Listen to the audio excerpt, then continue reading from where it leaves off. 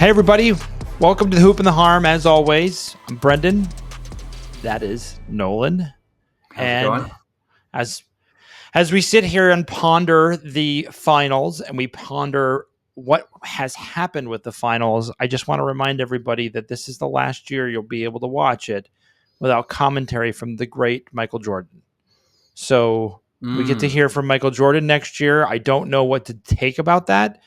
It's going to be fascinating. Because he's been very smart about not involving himself in any of these conversations.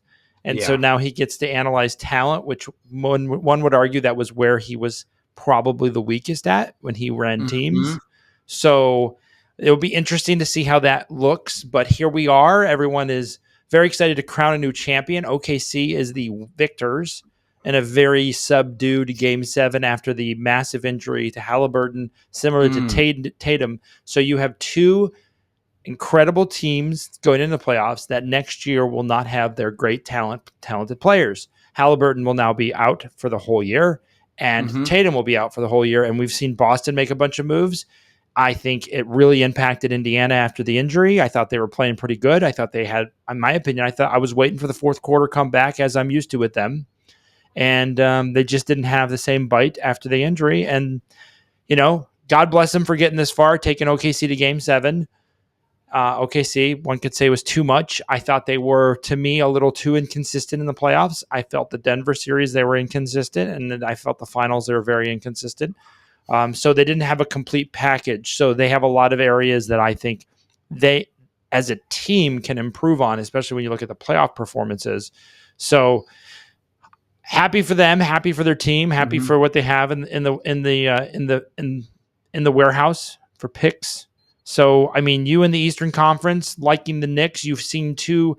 This is the thing that's crazy to me. The Western Conference had all the old folks, and the Eastern Conference, the young guys are the ones that, hurt and are out all next year. So again, before the playoffs, I was like, hey, these guys are going to get hurt. And This is what happened. So to me, the Knicks come out of the playoffs unscathed. They are not hurt. And you have two teams that you basically, Boston and Indiana are not going to be, in my opinion, are not going to be in contention because of these injuries. Well, it certainly proves, and maybe it was more so this year, but it proves that there's just injuries are bound to happen, and somebody's bound to get hurt and really upset your playoff chances. Depending on how far you get, the Knicks were pretty injury free this year. So that kind of scares me because it's we might not get that. Last year we had a lot of injuries. 2004 playoffs, we had the injury excuse. We did not have it this year. We did not have that built-in injury excuse. We had our full squad, mentally maybe injured, but not physically injured. And, you might not get it again. And for any team, it can happen. And it can happen in the worst moment, like Game 7 of the finals. Now, we know he was playing on an injured leg. We know that, there was a lot of muscles being used to keep him going there that probably weren't usually used to that kind of rigor. But, it did take the life out of that Game 7 for sure. I think I know a lot of folks watched it, but from a standpoint of the air of it, it was just and I look at that and I kind of was like, well, what do you do if you're Indiana? How do you come back from that? How do you play through that? I thought they did pretty good in the second quarter. It was just too much in the third and fourth without him. But to me, it was you can't really blame anyone for that kind of on Indiana's side. No one's going to step up in those moments. You don't have that. Any team I think would have suffered that same defeat in the same way. Yeah. Yeah, no, they Indiana was still kind of playing its game. But it was just something was off. It was just that there was just a layer that was different. And OKC, to their credit, they never really let it get close. Once they got the lead, they kept they hit enough shots and they capitalized on enough turnovers, which was what teams were not doing when Indiana was making those comebacks throughout the playoffs.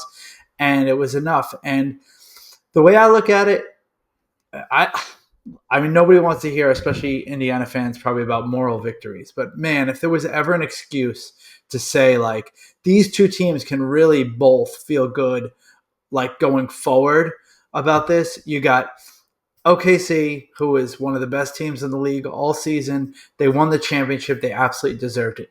Did they get exposed a little bit? Sure. Are they maybe not as unbeatable as we thought they were? Yeah, and that should give some other teams in the West the hope that, like, okay, maybe this is not like the beginning of a dynasty necessarily. But for Indiana, man, I mean, there's even without Halliburton getting hurt, like, or even with him getting hurt, I should say, I still feel good about them and who they are, and I don't think it's like, I don't think they need to do what Boston's doing, that's for sure, where they need to sell off a bunch of pieces and start from scratch. I think they'll be pretty darn good, especially in the East going forward next year. I wouldn't be surprised if they were the 4 seed again. And then they could play the underdog card again that they love. I think they could bank the 4 seed. I think that's a good argument, a 4 or a 5 possibly. I mean, Orlando's made some nice moves. Boston's doing some crazy things. I don't necessarily disagree with their moves, and we can get into all that on another show. But from a finals perspective, I thought it was, to me, watching the ebb and flows. There were blowouts. Like Game 6 was not as competitive. Like, and here's the thing that's the worst, and not shame on anyone for hosting it, but I'm traveling. I'm on the plane watching The Last Dance because ESPN has it on, and nothing for nothing. Like, you look at the scores of those games, and they're competitive defensively. Like, again, the 5-point, 8-point difference. These games get out of hand because of the way that they play, and it's the new NBA, and I get it. Yeah. But at the same time, like, it's hard to kind of get a feel for like that's why I felt the Denver series really was like, they had a couple games get out of hand, but all in all, those games were relatively close and within reach. And I felt like, Game 6 was so over. And Game 7 kind of felt that way too, because the injury. I think my favorite comment that I thought was the sixth man, the guy who Caruso, who won it with the Lakers. And he said, I don't have to answer about that half kind of championship.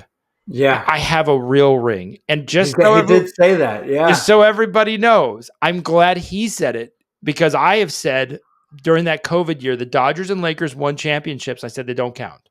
It's not fair. The Dodgers shouldn't have won that championship. They didn't play long enough. The Dodgers ended up winning another one later on after buying a bunch more talent. But the Lakers have not won since. And everyone's like, well, LeBron brought a championship to LA. I'm sorry. I agree with him. It doesn't count. Them locked away. A lot of people that feel that way. Them locked away. And then the other thing that people don't talk about is when LeBron and all of this, his and AD were like, we're leaving. We're not going to play this anymore. And they were like, I'm going to take my ball and go home. So, like, there are a lot of things to that championship. And for him to leave the Lakers, play on this team, and he played a significant role the whole way through. And to me, it's like, yeah, you're not wrong. This was a real championship. This is hard. How do you feel like some people are talking about there's too many NBA playoff games with these 7-7-7 and like these guys getting hurt? Or you feel like this is fine? Because I feel it's fine. I don't think that because guys are doing this to their bodies or what have you. I just think it's just a matter of like, guess what? I think it's fine. I do. Train up. Work harder. I don't know. I've heard some say like maybe go back to the first round being 5 games as it was like in the 90s, but like I don't think so. I think it is what it is. I think 7 games tells you who the better team is. 7 games gives a little margin for error. It just, if you beat someone 4 out of 7 times, like you deserve to move on. Like, you can squabble about little things here and there, but it's fair. And I think that the issue with guys breaking down and getting, I think we're going to be arguing about that conversation till the cows come home, like till the end of time, because everybody's different. I truly believe that for some guys, they need to probably rest a little more during the year, and they can't play. And I think for others, I think that if they stop playing, if they take too much rest, if they take time off, I think it would catch up with them in the playoffs. So I think it's just going to be about getting the right people in the front offices and on the teams behind the scenes to figure out, okay, which one of our guys like is a guy that we need to put in bubble wrap, and which is a guy that like we just need to like keep him going so that he doesn't like get off the hamster wheel and like can't get back on. I just go back to these championships are also not just about talent; it's about endurance. Mm-hmm. And as much as these injuries are terrible, which they are, and you go to these playoffs, you go to the extended time periods and all this stuff, there's just folks who can endure that and make it work, and those that struggle. And again, nobody was complaining, and going back to James again, when he made 8 finals in a row. Right. And no one was like, oh man, he tore this or tore that. No, he didn't. He kept going to the finals. And that would only be beaten if Michael didn't go out to play baseball, in my opinion. But again, those are arguments for another time. This finals, congrats to OKC. I mean, I don't think we need to dwell on it too much. I think everyone's wondering about the offseason, what they do. I think OKC, again, can make some more moves. They have enough picks. They can do whatever they want. I think there's some weaknesses on their team, but the nice thing about being OKC is their core strengths, I don't see any of that going away. Like, they're still going to be like, they're my first seed in the playoffs next year in the Western Conference. Absolutely.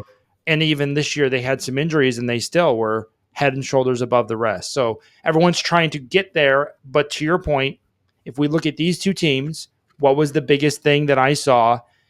My biggest takeaway from Indiana that I saw in this series, even with OKC, was their transition basketball and quickness to attack you on defense throughout the entire playoffs surprised everybody. I didn't expect them to surprise OKC like they did with their transition basketball, and they would just attack and score, and then they get back on defense. Like, that's going to be a problem for teams in the playoffs for a long time because they were relentless when it came to that kind of an effort. OKC was like that, but I think this is the first time I saw a team do it to OKC, and sadly, we didn't get to see the end of the story we were hoping for.